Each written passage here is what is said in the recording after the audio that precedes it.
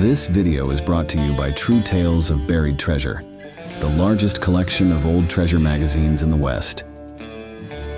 On our website, you can search for individual treasure stories by region, or buy our original magazines themselves. To pay us a visit, please click on the link in the description. Enjoy. On January 16, 1891, Slumach stood on the platform in downtown New Westminster with a determined look on his face, facing the crowd below. The hangman quickly adjusted the noose, and Father Morgan started a prayer. The black cap came down, and the execution began. At exactly 8 o'clock, the bolt was released, the trapdoor fell, and Slumach met the consequence of his crime. The execution went off without a hitch, with only a few minor movements observed in the moments following the drop. It took about 3 minutes and 58 seconds for the coroner to confirm that Slumach was dead, but it took over 20 minutes to remove the body and place it in the coffin. The coroner also confirmed that the drop of 8 feet, 5 inches had resulted in a broken neck. Slumach's death was punishment for killing Louis B. He died with the mystery of his lost gold mine still unresolved. After his execution, miners realized that they would have to find the treasure on their own. As they shared sad thoughts over their drinks, they looked at the vast and dangerous terrain where the gold was said to be hidden. They were unsure if they would ever find it. They were still haunted by Slumach's curse. Whether by the curse or the foggy mountains, the fate of those who sought the riches is still a mystery. Over the years, at least 23 people have died trying to find the $100 million treasure, which is said to be hidden in a rugged canyon just a few miles from the city in British Columbia. Today, the Pit-like region is a reminder of the wild, untamed wilderness that still exists in the area. It is only accessible by boat or seaplane, and there are no roads that go through it. Even helicopters have trouble finding suitable landing spots in the rough terrain. But in the wilds, Slumach's story is a cautionary tale about the allure and danger that can lurk in the untamed wilds. Slumach's first trip to the city's bars with gold in his pockets didn't get much attention. A rich miner having fun was nothing out of the ordinary. But his possession of raw gold, a rare and coveted commodity, caught the attention of eager companions who were willing to exchange their favors for a taste of the precious metal. With promises of untold riches, Slumach enticed a woman to accompany him as he ventured back into the wilderness, leaving behind a trail of speculation and suspicion. His subsequent returns to town, laden with newfound wealth but bereft of companions, only fueled rumors of foul play. But without proof to back up the claims, Slumach kept on going on more and more expeditions into the unknown, with miners following him around, trying to find out what he was up to. Slumach was pretty good at avoiding the miners, who were trying to catch him. He was pretty good at getting away from them. As they went back to the saloons, the idea of the hidden gold mine kept them interested. It was a tempting offer, but also dangerous and uncertain. It's been around for a long time. Not long after, Slumach came back, his pockets full of gold, but the woman wasn't there. He told another story about her disappearing, which was hard to believe. In a dark corner of a local bar, someone who didn't believe in him was drinking a drink, looking at the Indian guy having fun with the women. Over the next 2 years, Slumach went on lots of trips into the area around Pitt Lake, each time with a different woman. He always came back alone, with lots of gold, and a new story about how she'd disappeared. The miners tried lots of different things to find out where Slumach was going and what he was up to. Lookouts were posted along suspected routes, and attempts were made to tail him by canoe. Efforts were made to glean information from the indigenous inhabitants, but they remained silent, fearful of Slumach. They considered him a dangerous madman capable of lethal reprisal against anyone who threatened his secrecy. Each attempt to catch Slumach was in vain. He knew the terrain so well that he was like a ghost. About 3 miles upstream from the point where the Pitt and Fraser rivers meet, there's a big granite hill that's about 200 acres. People say it's where Slumach stashed his gold. The miners looked everywhere but couldn't find any gold. The story takes a dark turn when Slumach kills Louis B., a tough guy who was known for being aggressive. B was shot and killed in the Alouette Slough, which was a peaceful place at the time. The witnesses were scared and ran away, leaving behind a scene of violence and death. After B was killed, people were scared and didn't know what to do. They thought Slumach was a bad guy because he kept killing people. He kept the gold mine a secret, so people thought he was hiding something. September 9th, 1890. Louis B., who was half-breed, died in a tragic accident at the hands of the deranged Indian, known as Slumach, at Alouette Slough. Coroner Captain Pittenridge and his team set off to the site of the murder. The mood was somber, with the indigenous people chanting in a mournful way. They were afraid of Slumach and didn't want to pursue him. B's remains were found through hard work, with the body being dragged out of the water. September 19th, 1890. Slumach kept on eluding capture, so Inspector Moresby sent an expedition up Pitt Lake to look for the fugitive. Constable Anderson said he'd seen Slumach the day before, only wearing a red shirt and a makeshift head covering. Despite being so close, Slumach disappeared before anything could happen. The Indian communities were warned by the Indian agent not to help Slumach. October 25, 1890. Despite previous warnings, Slumach surrendered himself to Mr. P. McTiernan, the Indian agent, along with 2 Indian constables. He was depleted of ammunition, clad in tattered clothing, and ravaged by illness and hunger, which showed how desperate he was. Each year, more intrepid adventurers venture into the rugged wilderness surrounding Pitt Lake in pursuit of the elusive treasure purportedly concealed within a hidden canyon. Only 2 people are known to have found the mine. In either spring 1902 or 1903, the exact date is unclear. An American named John Jackson arrived in New Westminster, excited by the many stories about Slumach's lost mine. In July of that year, he hired 2 indigenous guides and set off with supplies to the head of Pitt Lake. Venturing into the misty mountains, Jackson relied on his resourcefulness to survive off the land, dealing with the challenges of scarce game and bad weather. He kept going with his quest, and finally, on a clear day, he found a lot of gold hidden in a stream. It was a great find. Jackson was consumed by a feverish obsession for gold.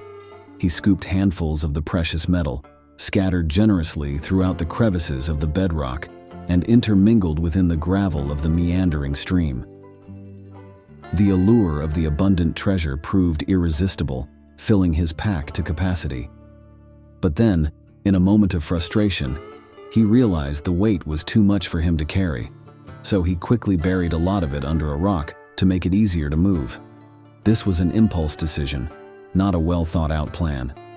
It's something many people do when they're attracted to the idea of getting rich quick. With a little less weight on his back, Jackson started up the steep canyon walls. He stopped often to catch his breath.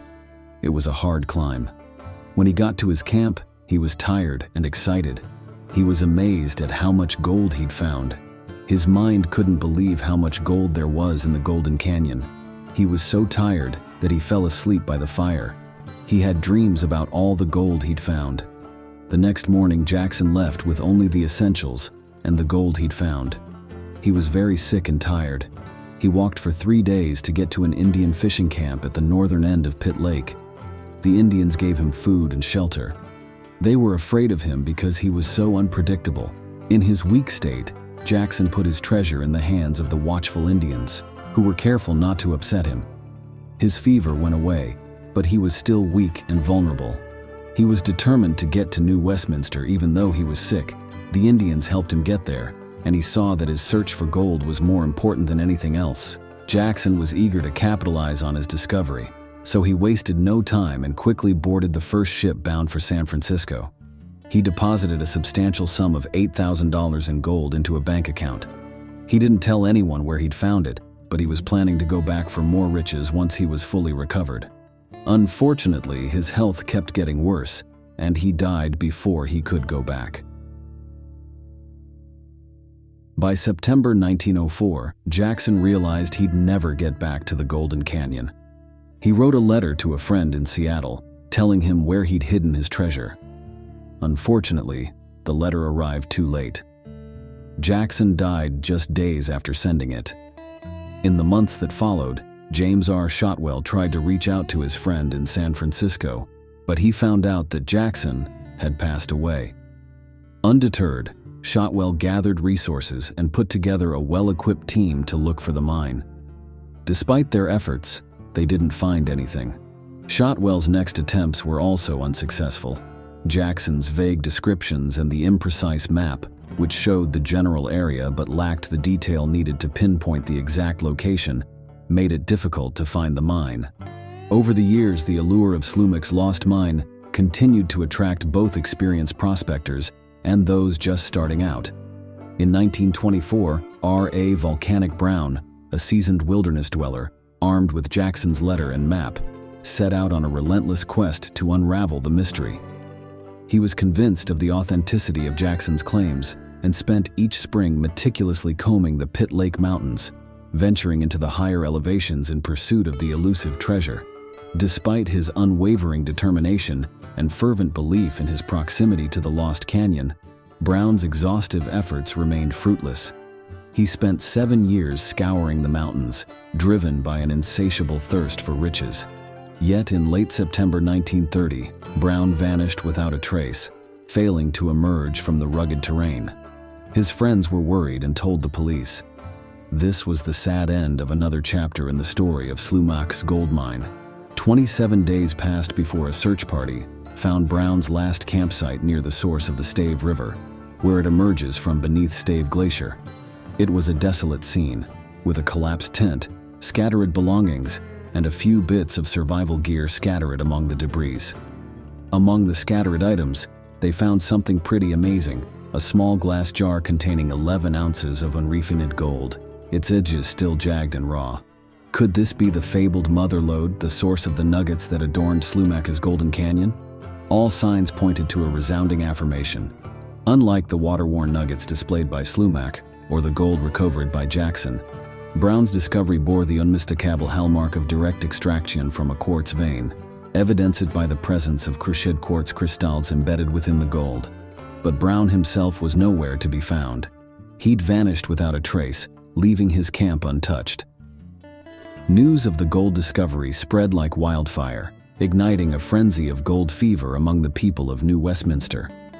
This was made worse by the economic hardship of the ongoing depression. With the arrival of spring thaw, scores of men flocked to the mountains in search of fortune, but they all returned empty-handed. The Great Depression saw a lot of inexperienced prospectors heading into the wilderness, with few of them making any money. Tragically, many of them died alone and unnoticed in the rugged terrain. By the early 1960s, the provincial and federal authorities were tired of the expensive and dangerous search missions that treasure hunters were going on in the area looking for Slumach's gold. The mountainous terrain and unpredictable weather made aerial searches dangerous.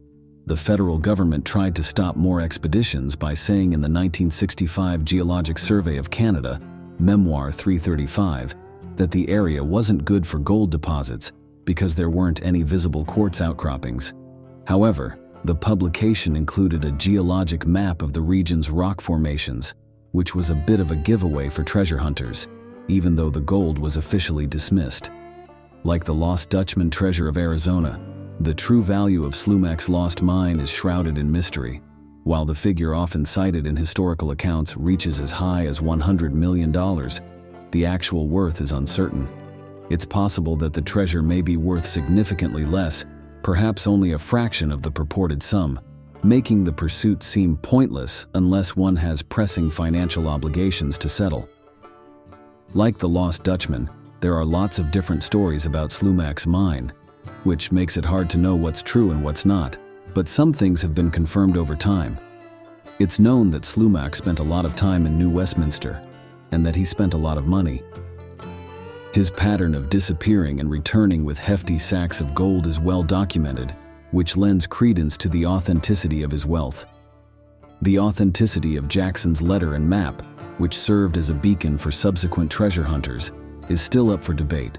While there might be some fake copies out there, the original letter addressed to Shotwell is believed to be genuine.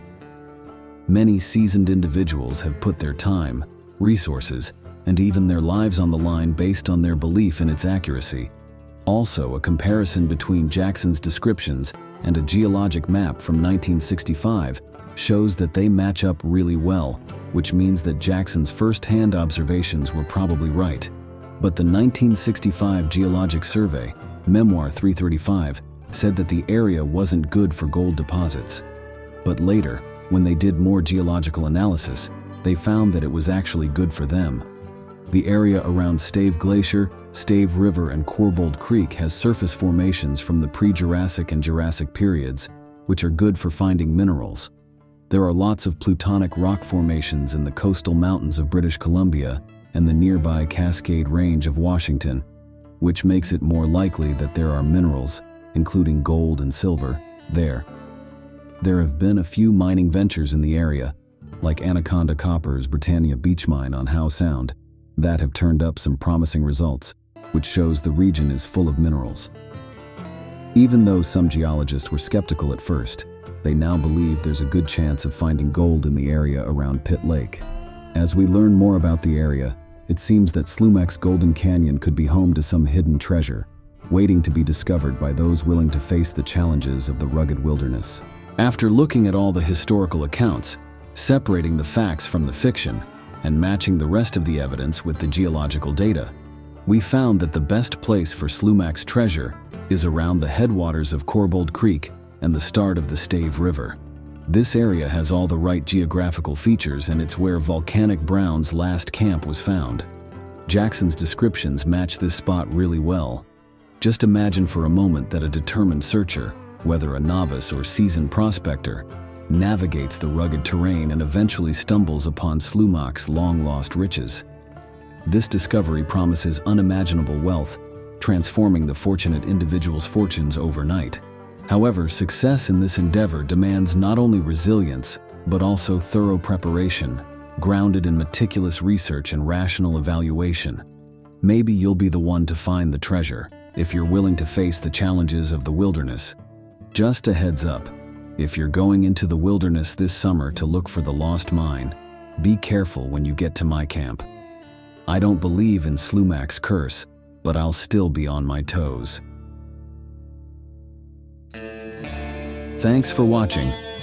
If you'd like to read the original article or purchase the magazine from which it was taken, please check out our website, truetalesofburiedtreasure.com.